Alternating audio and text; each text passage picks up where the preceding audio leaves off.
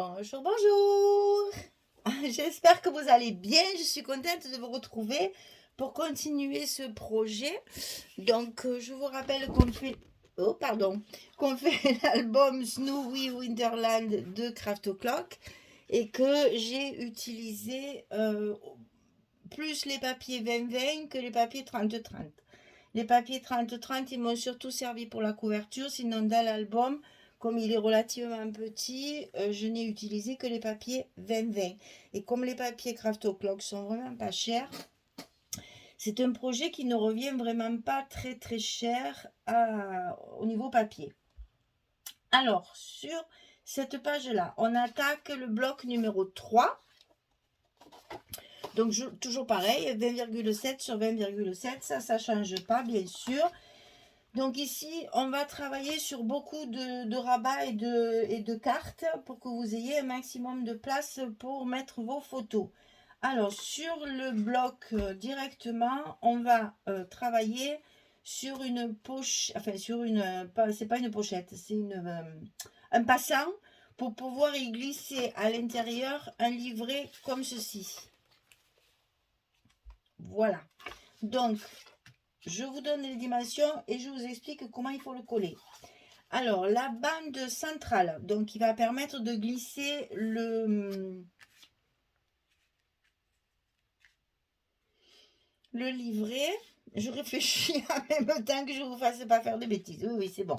Alors, ici, 24,7 sur 7. Là, c'est pareil, je travaille avec des chutes. Hein, donc, si ça vous fait 9 ou 8 ou 5, c'est pareil. Hein. La hauteur importe peu, ce sont des chutes de papier. Hein. Donc, c'est la longueur qui est importante. Donc, 24,7, on va plier à 2, on plie à 22,7 et on a nos 20,7 qui vont se mettre ici. Alors, il va falloir coller ça directement sur le papier. Voilà. Il va falloir coller ça directement sur le papier de fond, comme ceci.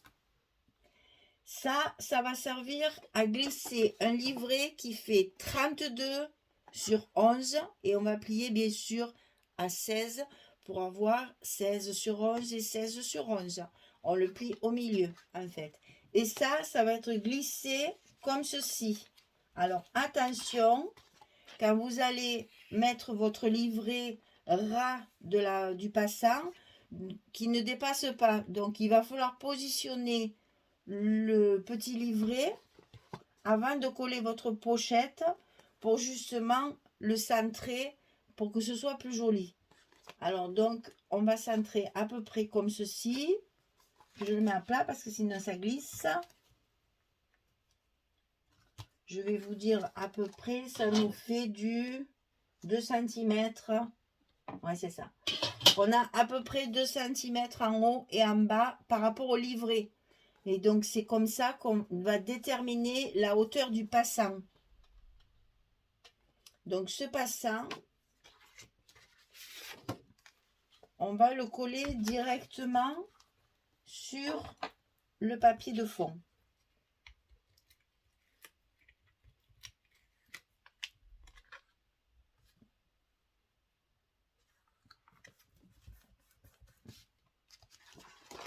On vérifie qu'il soit bien droit quand même, tant qu'à faire.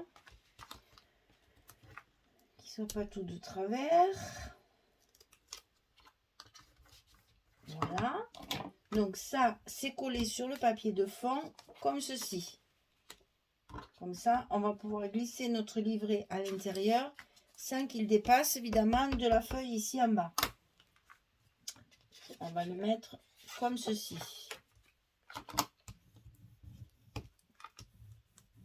Voilà. Alors, ensuite, on va coller un petit rabat qui est un peu particulier. Et ce rabat, il va être collé ici sur le bloc. Et c'est le papier de fond qui cachera la languette, comme ceci. Donc, il faudra le coller en premier avant de coller le papier. Donc, ce rabat est un peu particulier parce qu'on a une pochette un peu en biais. Alors, ce rabat, il fait 20,3. Pour qu'il rentre, voilà. 20,3 sur 29. Sur le côté 20,3 dans la largeur, on va plier à 17,8 et à 18,3. On a un petit gousset d'un demi-centimètre. Donc sur le côté 20,3, on plie à 17,8 et à 18,3. On obtient ceci. Et sur le côté 29 ici, on va plier à 20,7 pour avoir notre page 20,7 sur 20,7. On le plie ici. On obtient ça. Ici, la partie qui en fait est la continuité de la languette ici, on va la rabattre complètement. Attention, on ne garde pas le gousset. Le gousset ici que j'ai plié, il va rentrer complètement. Et bien entendu, on va biaiser ici pour pas que ça gêne à la pliure. De ce côté, il n'y a pas de languette. Il y aura juste un morceau un petit peu de colle ici sur le côté pour la fermer sur le côté. Vous voyez qu'elle est biaisée comme ceci. Donc, je répète, sur le côté 29, on va plier à 20,7, sachant qu'on conserve notre languette ici, comme celle-ci, sans le gousset. Donc, il est plié à 17,8 uniquement, pas 18,3. Simplement à 17,8 pour plier notre languette. Elle est un peu plus grande que les autres, mais c'est pas grave. Demi-centimètre, on ne va pas venir chercher la noise là-dedans. Ça va vous faire une pochette comme ceci. Alors, pour couper le biais ici, vous allez compter de la pliure de la languette. De la pliure de la languette jusqu'ici, j'ai 9 cm. De la pliure ici d'en bas jusque là, j'ai 6 cm. Je rejoins mon repère de 6 et mon repère de 9 et je coupe un biais. Et ça va me faire une pochette comme ceci pour glisser ma carte à l'intérieur. Alors, qui dit carte dit 11-16, bien sûr. Voilà, c'est juste un petit effet visuel, c'est tout. Voilà. Donc ici, ça va être collé directement sur le bloc. Donc votre colle ou votre scotch doit être ici, à l'extérieur de la languette, comme ceci. Donc avant, on va coller notre pochette parce que ce sera plus commode de manipuler la pochette. Enfin, de la coller avant. Vous collez votre rabat ici. Là, vous attendez de mettre votre papier de fond pour pouvoir le glisser. Vu que là, il n'y a pas de languette, on ne pourrait pas le glisser. Donc, votre papier de fond, quand il sera collé, on collera la pochette ici. On va le faire ensemble, comme ça, vous verrez. Donc, ici, vous collez votre pochette. Et ici, maintenant, on va coller notre premier rabat à gauche, côté gauche du bloc. Directement sur le bloc. Attention au petit gousset, de bien le garder parce qu'on en a besoin pour l'épaisseur de ce qu'il y a à l'intérieur. On le remarque et voilà. Donc votre rabat est collé sur le côté gauche, sous le papier. Le papier sera collé comme ça par-dessus. Alors, sur ce rabat, en plus de notre pochette et de notre carte, ici dessus, il va y avoir 2 cascades. Ici et ici. Alors là, attention, je n'ai pas pu mettre 11 puisque je n'ai que 20,7. Donc j'ai réduit un petit peu, j'ai mis 10. Donc ces rabats, ils font 19,5 sur 10. Sur le côté 19, je plie à 17,5. Pas besoin de gousset. Ils sont collés par-dessus. Il n'y a pas d'épaisseur dessous. C'est bon. C'est pour que ça arrive juste à la même hauteur que le rabat. Et en ayant 17,5, vous avez la possibilité de mettre une carte ici pour faire... bon, c'est pas celle-ci, mais bon. C'est celle-là. Voilà. Parce qu'elles sont un peu plus petites. on a la place de mettre un emplacement photo ici. Et donc, du coup, de mettre un petit papier de garniture qui va éviter d'avoir que des espaces photos. Ça fait, vous voyez, là, après, on peut mettre un petit tampon. Ça fait de la vie. Voilà, moi, j'aime bien que mes albums soient vivants. Soit pas juste, je pose et je... Voilà. Bref. Donc ici, on en fait deux. 19,5 sur 10. On plie à 17,5 et on colle par-dessus celui-là en vous mettant bien au bord en haut, bien au bord en bas. Il y a un petit espace entre les deux pour faciliter l'ouverture et la fermeture des rabats. Donc on va se positionner bien en haut. Comme ceci. Toujours pareil, on fait attention de bien remarquer notre gousset à chaque fois pour pas qu'il s'écrase. Et le second, on l'aligne sur le bas.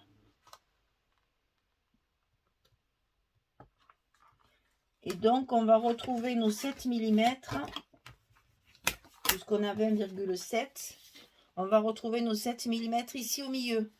On a un rabat sur le rabat pochette. D'accord? Alors, tout ceci, évidemment, on va le fermer comme d'habitude, comme une enveloppe. C'est-à-dire, on va faire un grand rabat du côté gauche et un petit rabat du côté droit, comme ceci. Je vous rappelle, c'est la page numéro 5 et le bloc numéro 3. Donc ici, toujours la même dimension, 23,7 sur 20,7. Et sur le côté 23,7, on plie à 20,7 et à 21,7, on a un gousset de 1 cm. Donc sur le côté 23,7, 20,7, 21,7. Et ça, on va le glisser à l'intérieur de notre enveloppe.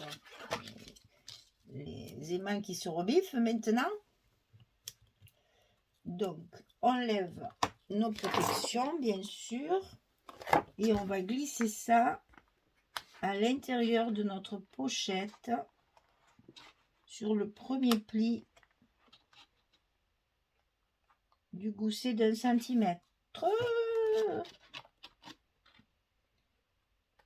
Là. Ici, on va appuyer sur notre languette à l'intérieur pour que ça colle bien à l'intérieur de l'enveloppe. Et notre page à gauche est placée et recouvre tout. De l'autre côté, on va faire notre petit rabat d'enveloppe. Donc, il fait 8 cm sur 20,7. On plie à 5, on plie à 6 pour avoir le même gousset que de ce côté. Sur le côté 8 cm, on plie à 5, on plie à 6. Et ça, c'est pareil, on va le glisser à l'intérieur de notre enveloppe, sur le côté droit. Ras du premier pli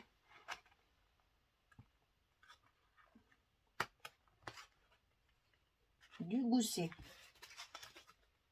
Mon papier me gêne. Voilà. Donc ici, c'est collé à l'intérieur de l'enveloppe. Et on se retrouve donc avec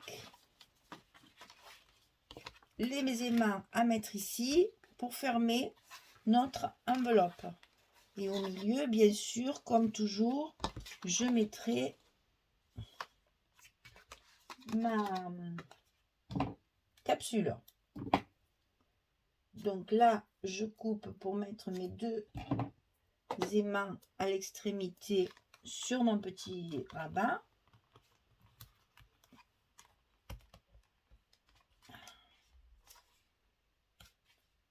Voilà. Je positionne bien tout ça correctement. Je colle mes aimants sur mon petit couvercle là. Voilà. Et donc, ça ferme. Et ici, je mets ma capsule. Voilà. Allez, je mets tous mes papiers parce que là, il y a quand même pas mal de choses à faire. Et puis, je reviens vers vous quand ça sera terminé.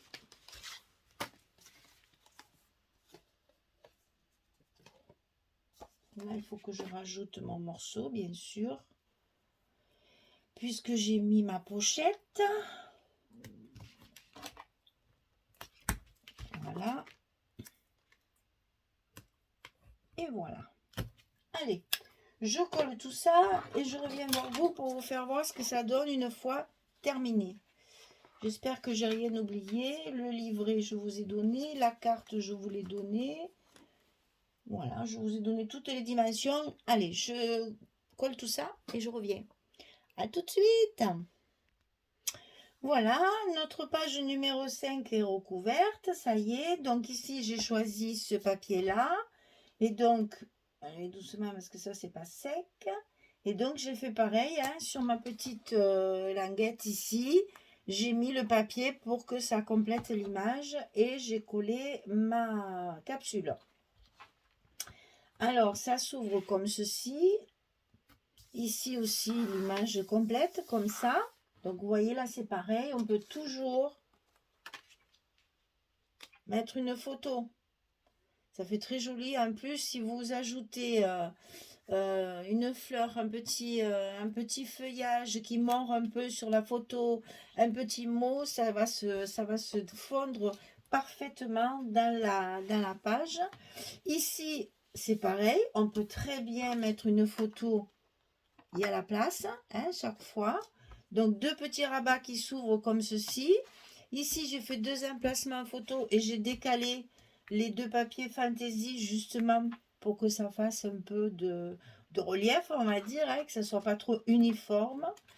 Ici, celle-ci, c'est pareil. Hein, voilà, on peut toujours rajouter une photo. Beaucoup d'emplacements photo, moi, dans mes albums, hein, toujours. Ici, donc, la pochette avec la carte à l'intérieur, comme ceci. Ici, notre livret qui va s'enfiler dans le passant. Donc, le livret tout recouvert également. Et ici, le passant en haut pour pouvoir glisser notre livret et l'image de fond. Alors, c'est vrai que dans cette collection, il y a 6 papiers différents, mais 4 fois. Donc, il y a des images qu'on va retrouver. À vous d'être judicieuse, de les mettre une fois sur la page de garde, une fois sur les pages intérieures, une fois sur les pages comme ceci, le verso de notre page de garde. C'est à vous. Après, j'insiste pas trop sur les papiers parce que si vous travaillez pas avec les mêmes, ça va être difficile. Mais voyez qu'avec un 20-20, on arrive à travailler un album de 20,7 sur 20,7 avec beaucoup de facilité puisque ben, là, il n'y a qu'à coller les pages. Il n'y a pas de travail de papier, de morceaux, etc. Simplement, quand il y a des petits rabats comme ça, là, ben, évidemment, il faut privilégier vos chutes. Ça, en fait, c'est une chute, si vous voulez. J'avais coupé mon rabat, justement. Il me restait cette partie-là. Puisque sur la page ici, il y avait l'entière. Sur la page ici, il n'y avait que le côté. Donc, pour récupérer cette partie-là, qui est quand même un gros morceau, eh bien, j'ai fait mon rabat de la dimension du papier qui me restait.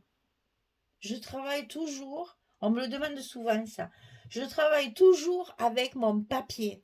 C'est mon papier qui guide ma structure. Moi, je sais pas faire ma structure et après mettre mes papiers. Parce que je ne suis jamais contente du résultat. Je trouve qu'après, les papiers ne vont pas où il faut. Ou alors, il faut couper des trucs et tout. Ça me fait trop de la peine de couper des images. Donc là, il me restait ce papier qui venait de la chute du papier que je me sers pour faire mes rabats. J'ai donc fait mon rabat de la dimension du papier qui me restait. Ce qui fait que j'ai une belle image que je peux exploiter au maximum et non pas recouper. Alors, donc ici, pochette. Ici, le livret.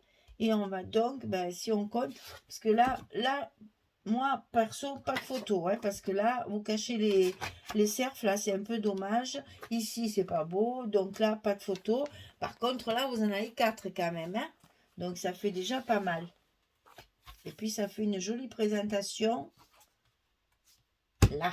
Il ne veut pas rester. Il faut le soulever légèrement parce que si je le mets trop près, vous voyez, il reste ouvert. Si vous le poussez légèrement pour que la pliure ne soit plus sur la pochette, enfin sur le passant, il ferme totalement. Donc ici, encore 2, ça fait 6. Sans compter que c'est toujours pareil, hein. Bon, je ne les compte pas, mais enfin, on peut toujours rajouter. Ici, pareil, on peut en mettre une. Là, 7, 8. Là, pareil.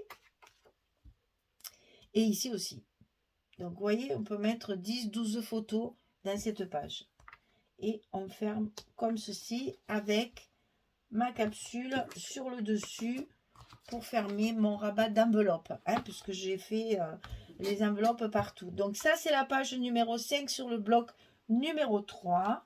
Vous voyez qu'ici, j'ai utilisé ce papier pour justement privilégier après ma décoration.